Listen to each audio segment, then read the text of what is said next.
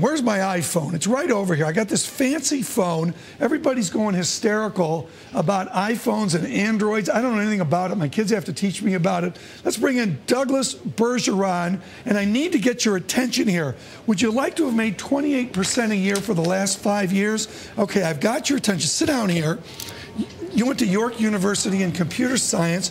Your school, the hockey game was so bad a million years ago, the game like ended in the second period. You kicked the tar out of us, as I recall. You did computers, you go out to USC, and then you land 11, it's your 10th anniversary this year? 10 years as CEO of VeriFone. In innovation and trying to keep up. What's the new right now with VeriFone? The big transformation that's going to take about 10 more years, where consumers are swapping out credit cards for smartphones. And they're going to go into stores and identify themselves to the retailer through their phone, not through their cards. Is this a battery pack? Victor, get in on this. Is this a battery pack? Or is, at the point of sale today, there's a whole bunch of security and software that protects your credit card. In order to turn an iPhone into a bona fide credit card acceptance device, you need all this gadgetry. You got this gadgetry here, and there's a slot here. Run it through the slot.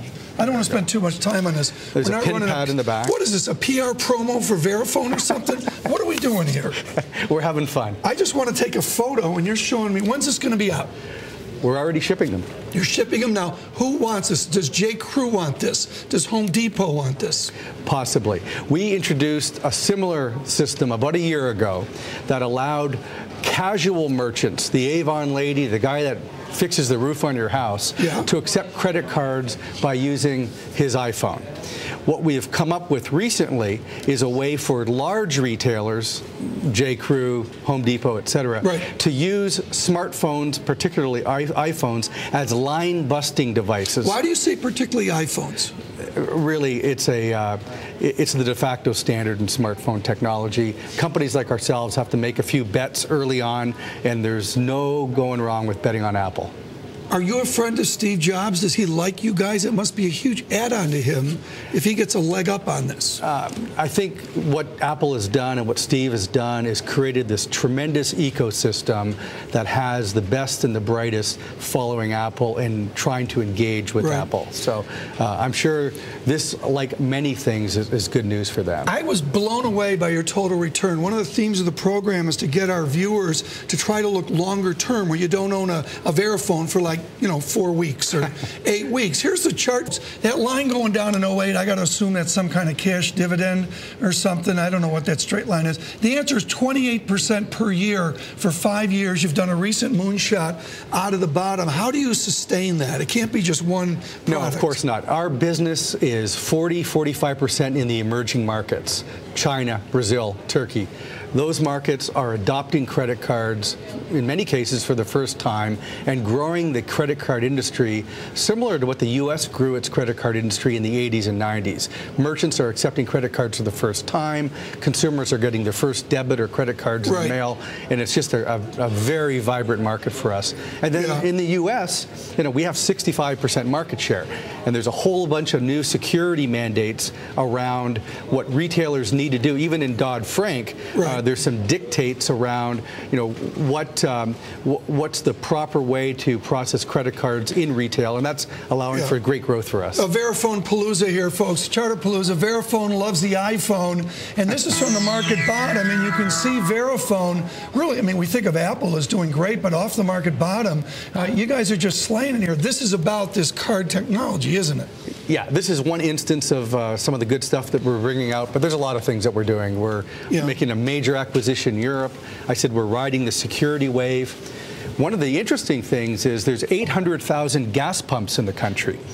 Self-service gas pumps. The vast majority, over 750,000, currently are insecure today. When you swipe your card, the data is in the clear, and there's a tremendous amount of hacking going on. And now, the most important question of the day is we asked the CEO of Verizon Wireless, does he keep his kids on their cell phone? Can you remember all your passwords for all these stupid login things? How do you do it?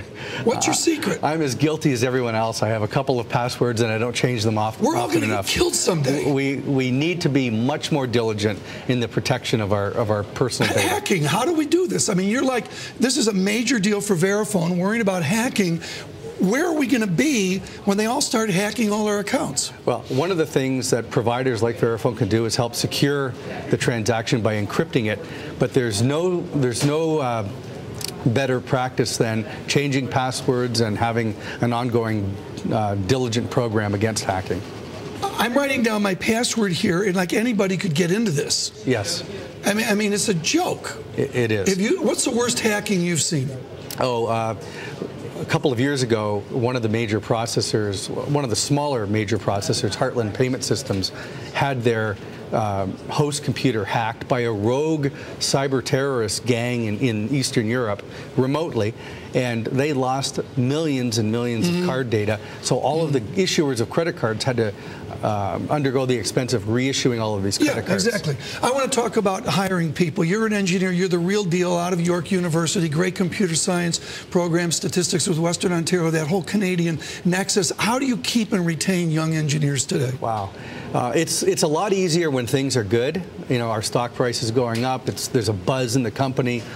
I like to think that, you know, the old metric of the parking lot being full at 7 o'clock at night says that people are there because they're having fun and they love being part of a great team. It was a tougher deal to keep and retain people during the tougher times, during the recession.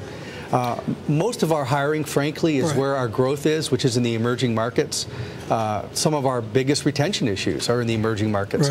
Used to be, excuse me. I do this all the time. You can cough anytime on my set. Thank you. It used to be that you know, you can go into India and China and hire as many people as you wanted for $10,000 a year.